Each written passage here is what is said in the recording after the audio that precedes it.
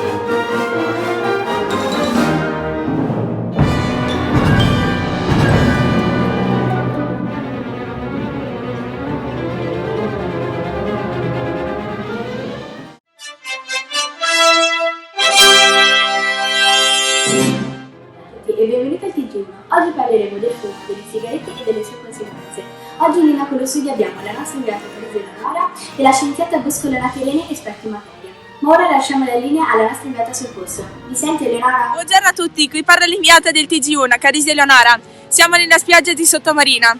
Come aveva già accennato lo studio, oggi parleremo del fumo e dei suoi effetti. Allora, il fumo è... Ma cosa sta succedendo? Andiamo, cameraman!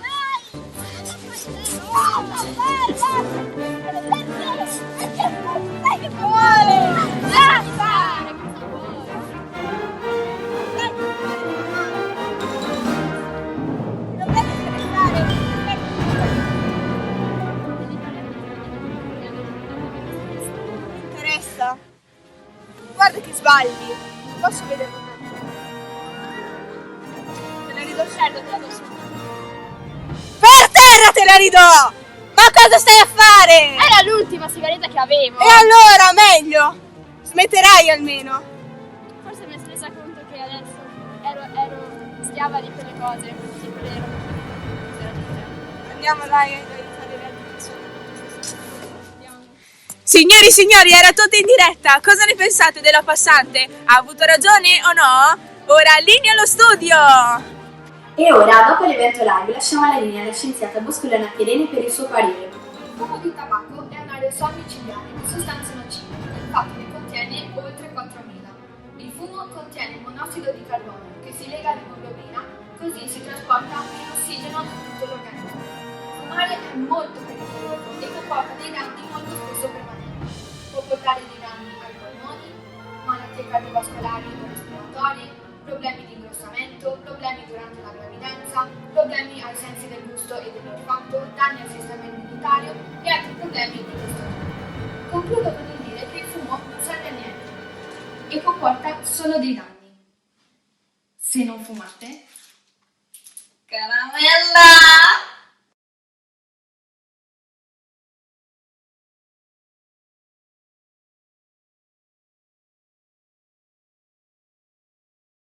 Felicità. Prima, dopo, per sempre. Bene, grazie a tutti e buona giornata. Ora lasciamo la linea ad una vita.